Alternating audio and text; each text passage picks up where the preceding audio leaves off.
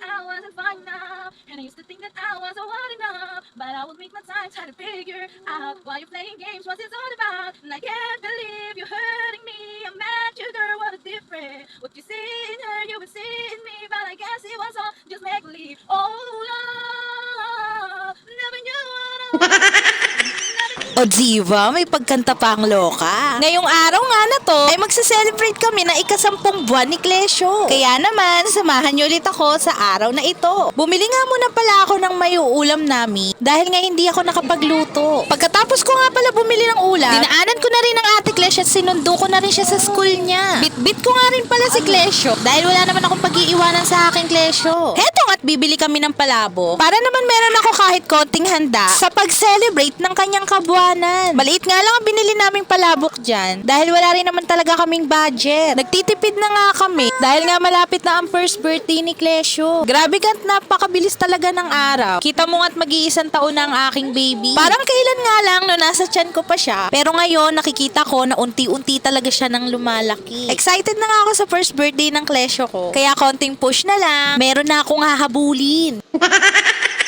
Excited na nga ako makita ang unang paglalakad ng aking Klesyo. Pati na rin ang kanyang pagtakbo. Ngayon pa lang, na-imagine ko na kung gaano magiging kakulit tong batang to. Sabi nga ng mga matatanda, kapag lalaki daw ang anak mo, ay ubod daw to ng kulit. Anyway guys, pagkatapos nga namin dito, bibili pa ako ng Dunkin Donut para naman meron ding partner ang palabo. Hindi ko na nga na-videoan ang pagbili ko ng Dunkin Donut dahil nawala na naman sa isip ko. Eto nga't nakauwi na kami ng bahay. Inaayos ko tong board na to para ilagay yung caption na another milestone unlock. O diba, English yun? After 48 years, natapos ko na nga itong ayusin tong board na to. At tingnan nyo naman kung ano ang kaganapan sa aking mga pictorial. Happy 10 months old nga sa'yo, aking Klesyo. Hindi mo man naiintindihan sa ngayon ang mga pinagagagawa ng mama mo. Pero alam ko, paglaki mo, makikita mo tong effort ko sa'yo. Love na love ka ng mama mo at saka ng papa mo. Love namin kayo ni Ate Kle. Kaya naman, sana pagdating ng panahon na makita mo to, sana magustuhan mo yung mga pinaggagawa ko sa'yo. Thank you Lord kasi binigay mo sa amin si Klesyo. Hindi man namin in-expect ang pagdating ng baby na to, pero sobrang thankful ako sa'yo sa binigay mo sa aming blessing. Marami mang pagkakataon na ako ay nalulungkot, napapagod, nag-emo. Isang ngiti lang ni Klesyo, napapawi lahat ng lungkot na nararamdaman ko. Anyway guys, tama na ang drama. Saya ako ngayong araw na to dahil nairaos ko na naman ang monthly milestone ng aking Klesyo. Maraming salamat sa manonood sa aking video. Huwag niyo pong kalimutan i-like at i-share. Thank you for watching! Bye!